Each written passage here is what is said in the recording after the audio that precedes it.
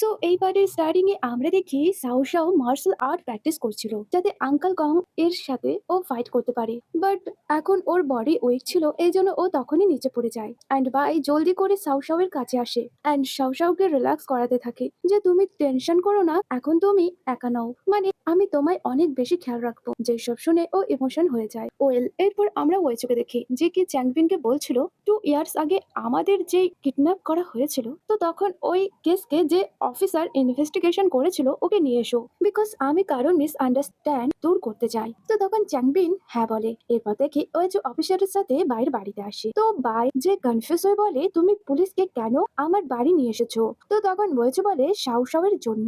And ও কোথায়, because আমি ওকে কিছু দেখাতে চাই। এরপর ওয়েচুকে আমরা সেই প্লেসে দেখি যেখানে ওয়েচু আরিয়া অ্যান্ড চ্যানবিনকে কিডন্যাপ করে রাখা হয়েছিল। অ্যান্ড তাদের আর কেউ নয় বরং সাও সাওয়ের গ্র্যান্ডফাদার বাকিম্যান কিডন্যাপ করেছিল, যে কথা ওয়েচু সাও সাওকে বলে অ্যান্ড পুলিশ অফিসারও বলে। তো তখন সাও সাও শকড হয় আর বলে না, আমার গ্র্যান্ডপা এমন কাজ কখনোই করতে পারে না। বাট যখন বায়ো সেম কথা বলে যে এটা সত্যি, এরপর ওরা দুজন ঘটে যাওয়া ঘটনা এক্সপ্লেন করতে থাকে যখন আমাদের কিডন্যাপ করা হয়েছিল।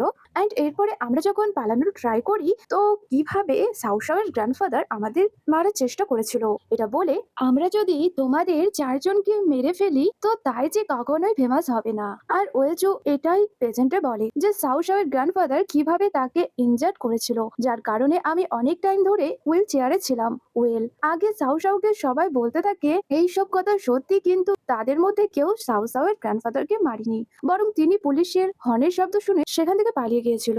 মানে যেই ব্যক্তি সাও সাওকে এই কথা বলেছিল যে ওয়েজুর কারণে গ্র্যান্ডফাদারের ডেথ হয়েছে, সে সব কথা মিথ্যে। তো তখন সাও সাও শকিং এ চলে যায়, মানে ও বিলিভ করতে পারছে না যে ওর গ্র্যান্ডপা এমন খারাপ কাজ করতে পারে। অ্যান্ড ওয়েজু যখন ওনাকে মারিনি, তো তখন সাও সাওকে মিথ্যে কেন বলা হয়েছিল। এরপর সাও সাওয়ের মনে পড়ে যে সবাই স্টার্টিং থেকে তার সাথে গুড বিহেভ করতো, বাট ও নিজের মিস আন্ডারস্ট্যান্ডের কারণে সবাইকে হার্ট করেছিল। সিন কাট হয়। এরপর আমরা সাও সাওকে বাইরের বাড়ি দেখি যেখান থেকে ও চলে যাবে। অ্যান্ড ও বাইকে বলে তুমি টেনশন করো না, আমি ওয়েজুকে এখন আর হার্ট করব না। তো তখন বাই বলে আমি জানি যে এখন তুমি ওকে হার্ট করবে না, আর কোথাও যাওয়ার দরকার নেই, বিকজ এখন তুমি ঠিক না, আর বাইরে তোমাকে আঙ্কালের লোক খুঁজছে। তো তখনই নিচে চ্যাংবিন আর আরিয়া আসে, এই জন্য ভাই সাও সাওকে বলে যে তুমি নিচে আসবে না, কিন্তু ও তখনই নিচে আসে। আর হওয়ার কি, আরিয়া তো অনেক বেশি রেগে যায় অ্যান্ড বলে তুমি এখানে কি করছো, মানে দূরে থাকো বাই ব্রাদারের থেকে, বিকজ তুমি লাস্ট টাইমে ব্রাদার ভাইকে ইনজার্ড করেছিলে, সেই সব কি তোমার কাছে কিছু ছিল না যে তুমি এখানেও চলে এসেছো। তো তখন সাউসা বলে এমনিতেও আমি এখান থেকে চলে যাচ্ছি, বাট বাই সাউসাওকে স্টপ করে অ্যান্ড ওদের দুজনকে বলে এখন সাউসাও আমার গার্লফ্রেন্ড অ্যান্ড তোমাদের যদি প্রবলেম হয় তো তোমরা এখান থেকে যেতে পারো। চ্যাংবিন আর আরিয়া দুজন শক্ট হয়ে বলে ব্রাদার ভাই কিভাবে একটা মেয়ের জন্য আমাদের ভুলে যেতে পারে। এই জন্য তখনই ওরা দুজন সেখান থেকে চলে যায়। নেক্সট সিনে দেখি সাউসাও গ্র্যান্ডপা আর গ্রেতের কাছে ছিল অ্যান্ড বলে আমি জানি না গ্র্যান্ডপা আপনাকে কে মেরেছে, বাট ও যে কেউ হোক না কেন আমি ওকে পানিশমেন্ট অবশ্যই করব।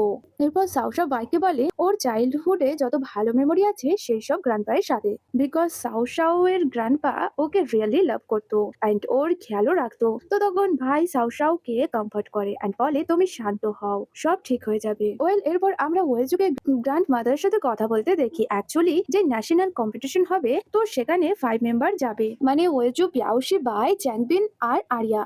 বাট ওয়েজু উইস যে পিয়াউশি ওদের সবার ক্যাপ্টেন হোক, বিকজ এই টাইমে ও সবচেয়ে স্ট্রং। বাট গ্র্যান্ডমাদার মানতে চায় না, বিকজ ওনার অ্যাকর্ডিং এরপর পিয়াউশি একতরফ ভাবে পুরো তাইচি ফ্যামিলিকে প্রেজেন্ট করবে।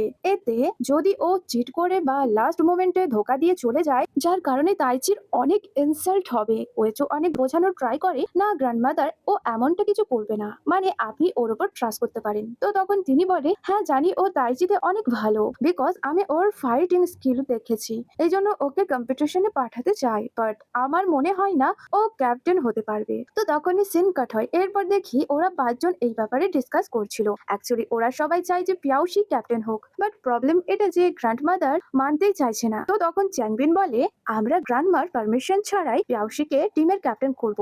তো তখন ওয়েজু বলে না, তিনি আমাদের গুরুজন, এই জন্য ওনার কাছে আমাদের পারমিশন নিতে হবে, বিকজ এর দ্বারাই আমরা প্রেজেন্ট করবো যে আমরা এল্ডার্সদের কত বেশি রেসপেক্ট করি। ওয়েল রাতের সিন দেখি যেখানে পিয়াউশি টেনশনে ছিল যে আমার মধ্যে তো এত বেশিও গাটস নেই যে আমি নিজে গিয়ে গ্র্যান্ডমাদারের সাথে কথা বলবো।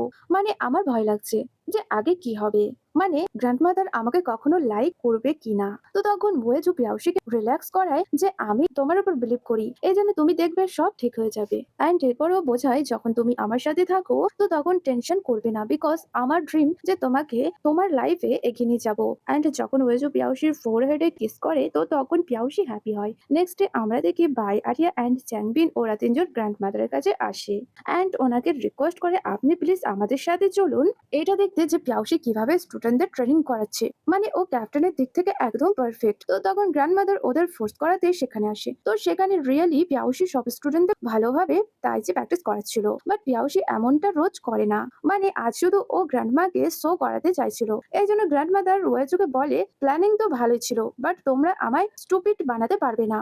আর তখনই তিনি সেখান থেকে চলে যায়। নেক্সট দিনে আমরা দেখি পিয়াউসি আপসেট ছিল এন্ড ওয়েজুকে বলে এখন আমরা গ্র্যান্ডমাদারকে কিভাবে রাজি করাবো। এরপর পিয়াউসি বুঝতে পারে যে গ্র্যান্ডমাদার চায় যে আমি নিজে গিয়ে ওনার সাথে কথা বলি, বিকজ ক্যাপ্টেন কখনো অন্যদের দিয়ে কোনো কাজ করায় না, বরং নিজেই আগে থেকে সবকিছু করে। এরপর পিয়াউসি একাই গ্র্যান্ডমাদারের সাথে দেখা করতে আসে। এরপর বলে আমি প্রথমে তো তাইচিকে লাইক করতাম না, মানে আমার ড্রিম লিস্টে তাইচি সবচেয়ে নিচে ছিল। বাট ওয়েজু যখন আমায় রিয়েলাইজ করায় যে আমি কি কি করতে পারি, বিকজ আমায় তাইচি ওয়েজু প্র্যাকটিস করিয়েছিল, তখন আমি তাইচির ভ্যালু বুঝতে পারি। অ্যান্ড আজ তাইচি আমার ড্রিম নাম্বার ওয়ানে লিস্ট আছে, যেমন কি শুধু আমি তাইচির জন্য আছি। অ্যান্ড এরপর সব থেকে ইম্পর্টেন্ট হয় ট্রাস্ট, যেমন কি ওয়েজু আর বাকি সবাই আমার উপর ট্রাস্ট করে, যেটা আমি কখনোই হার্ট করব না। এই জন্য চাই প্লিজ আপনি আমাকে একটা সুযোগ দিন। তো তখন গ্র্যান্ডমাদার ফাইনালি রাজি হয় অ্যান্ড খুশি হয়। মানে ওনার ভালো লাগছে যে পিয়াউসি নিজের কথা কিভাবে এক্সপ্লেন করেছে। অ্যান্ড সব থেকে ইম্পর্টেন্ট আজও একা আমার সাথে কথা বলতে এসেছে। এই জন্য তিনি বলে চলো বাইরে যাই, এমনিতে আমি দেখেছি যে তুমি কত ভালো ফাইট করো, বাট যতক্ষণ পর্যন্ত তুমি আমাকে হারাতে পারছো না আমি তোমায় আরো ভালো করে বুঝতে পারবো না। তো এই কথা শুনে পিয়াউসি রাজি হয়। এরপর দেখি পিয়াউসি আর গ্র্যান্ডপা রেডি ছিল ফাইটের জন্য, যেখানে পিয়াউসি গ্র্যান্ডপা এর অ্যাটাককে ব্লক করছিল, মানে নিজের সাইড থেকে কোনো অ্যাটাক করছিল না। এই জন্য পরে গ্র্যান্ডমাদার পিয়াউসির কাছে এর রিজন জানতে চায়। তো তখন পিয়াউসি বলে আমাকে এমন ম্যানার্স দেয়নি যে আমি আমার থেকে বড়দের ওপর হাত তুলবো। তো একথা শুনে গ্র্যান্ডমাদার আরো বেশি ইমপ্রেস হয় যে এ ঠিক বড়দের ওয়েজুর মতন রেসপেক্ট দিতে জানে, যার কোয়ালিটি একটা ক্যাপ্টেনের মধ্যে থাকা উচিত। এই জন্য ফাইনালি পিয়াউসিকে ক্যাপ্টেন করাতে রাজি হয়। এর সাথে পিয়াউসির তাইচি তারিফও করে, যেসব শুনে পিয়াউসি তো খুশি হয় অ্যান্ড এর সাথে ওয়েজুও হ্যাপি হয়।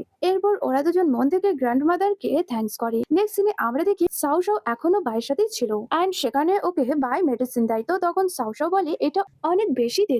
তো তখন বাই বলে আমি নেক্সট টাইমে এতে সুইট দিয়ে নিয়ে আসবো। সাও সাও বলে তুমি কি সত্যি মন থেকে আমায় মাফ করেছো, মানে ফিউচারে তুমি এই কথা নিয়ে আমার সাথে আর্গুমেন্ট করবে না তো যে আমি তোমায় ধোকা দিয়েছিলাম। অ্যান্ড এরপর সাও সাও আবারও সরি বলে। তো তখন বাই বলে আমি বুঝতে পারছি যে তুমি যা কিছু করেছো এই সব কিছু মিশনের অ্যাকর্ডিং, অ্যান্ড তোমার নিজের গ্র্যান্ডপায়ের জন্য এক লাভও ছিল, যার কারণে তুমি রিভেঞ্জ নিতে চেয়েছিলে। অ্যান্ড আমি জানি তুমি এখনো পর্যন্ত ডিসাইড করতে পারছো না যে তোমার কি করা উচিত আর কি না, মানে কার উপরে ট্রাস্ট করা উচিত আর কার উপর নয়।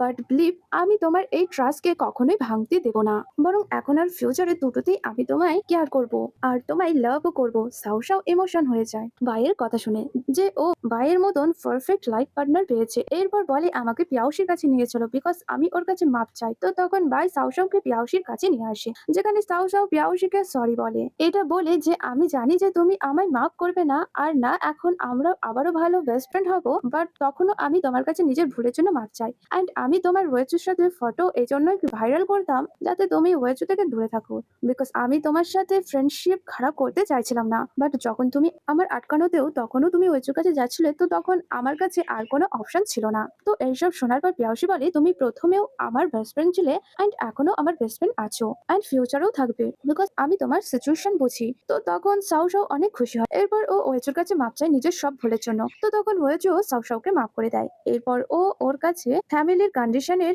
ব্যাপারে জানতে চায় যে তোমার ফ্যামিলির গার্ড কেন তোমায় মারতে চায়। তো তখন সাও সাও পুরো ঘটনা বলে যে ট্যান লিডার হওয়ার চক্করে আঙ্কাল কংকে বাড়ি নিয়ে এসেছে, যে কি অনেক খারাপ পার্সন, যাকে গ্র্যান্ডপা ফ্যামিলি থেকে বের করে দিয়েছিল, বাট এখন তিনি ফিরে এসেছে। এরপর বলে হয়তো তিনিও ট্যানের সাথে ন্যাশনাল কম্পিটিশনে যেতে পারে, যে কি এখন আগের চেয়েও পাওয়ারফুল হয়ে গেছে, বিকজ তিনি থাইল্যান্ড থেকে নিজের মুভকে আরো পাওয়ারফুল করেছে। এই জন্য তোমাদের সবার কেয়ারফুল থাকা উচিত। তো ওর কথা শুনে ওয়েজুর মনে হয় অ্যান্ড এরপর বলে তোমার গ্র্যান্ডপা বাকি ম্যানকে হয়তো এই পার্সনই মেরেছে, তাই তো হয়তো ও তোমায় মারার প্ল্যানিং করছে। অ্যান্ড হয়তো ও ধীরে ধীরে ত্যানেরও ক্ষতি করতে পারে যাতে নিজের ফ্যামিলির লিডার হতে পারে। তো তখন সাউ সব ভেবে বলে হ্যাঁ এমনটা হওয়াও পসিবল। এরপর বলে যদি এমনটা হয় যে আঙ্কেল কং আমার গ্র্যান্ডপাকে মেরেছে তো আমি তাকে ছাড়বো না।